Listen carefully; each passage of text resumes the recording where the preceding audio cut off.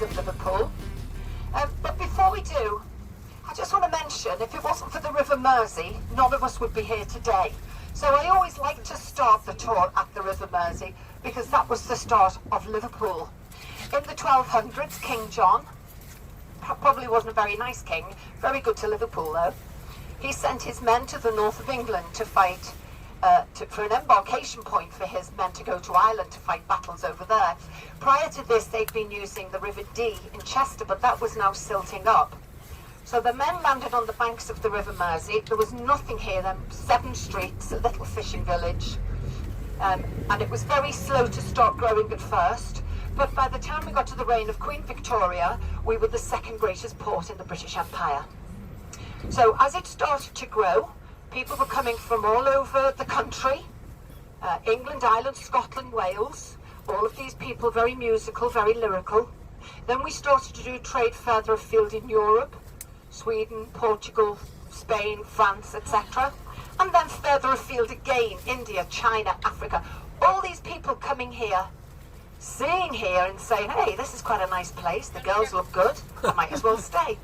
A lot of people settling here, of course, finding work and bringing their own crafts and cultures from their own country. So that's why I think we are just a hub of music. And of course, another craft that they brought with them, their food. You can get any kind of food here in Liverpool. The restaurants are amazing. So over to the left-hand side, you can see our 3 famous buildings there on the waterfront.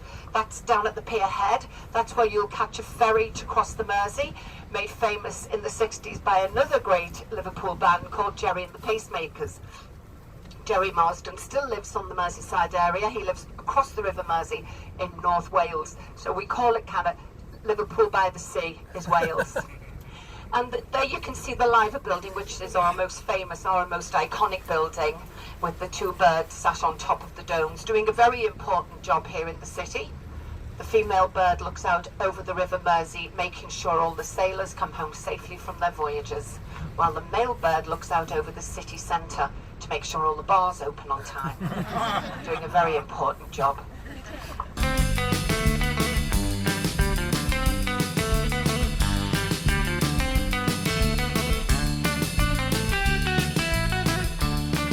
Where all the Victorian bankers, ship owners, insurance men all made their homes.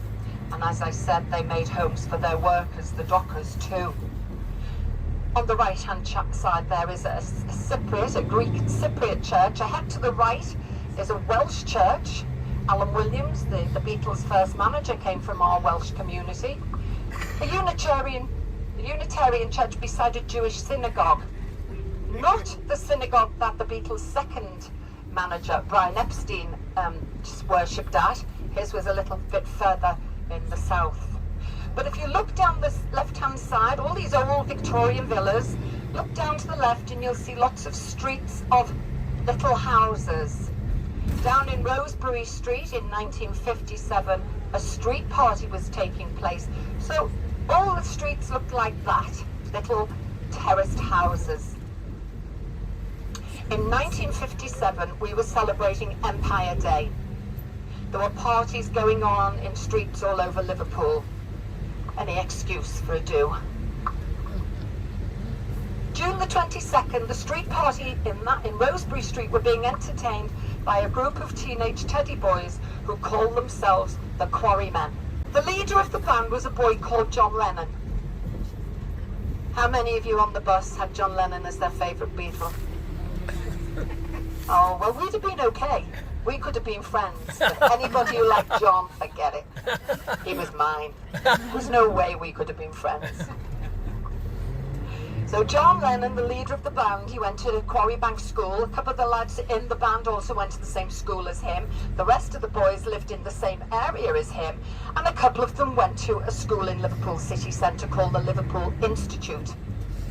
One of the boys was a boy called Ivan Vaughan. And his best friend at home was John Lennon. But his best friend at school was a boy everybody called Macca. These days, of course, we know him better as Sir Macca. Yes, please. What those boys didn't know on that day was that 2 weeks later, Ivan Vaughan would introduce his best friend from home to his best friend from school, And together, these two ordinary boys from an ordinary town in the north of England would go on to make musical history. We'll talk about them a little bit later. In the 1940s, 6th of July 1940, a little boy was born. His mum was called Elsie, his dad was called Richie. They called him Richie after his dad, but we know him better as Ringo. Now don't forget, we're right by the waterfront. The docks and the railway lines were a real bug for Mr. Hitler, so we got absolutely hammered during the Second World War. 1940, it was at its best here in Liverpool. The Blitz was going on, it was awful. But they kept this little boy safe. And 5 years later, when they got divorced, no welfare state for a single parent family then, Elsie had to go out and find work for her and her little boy to stay together. They lived in one of those little terraced houses, which we can't see at the moment because of the refurbishment that's going on. And then, when he was about 6.5, they moved. They moved to a house on the right-hand side. If we can just pull across Admiral Grove, please. Stay on this side, Lawrence, we can look through the window. There's a little pink and white house down there.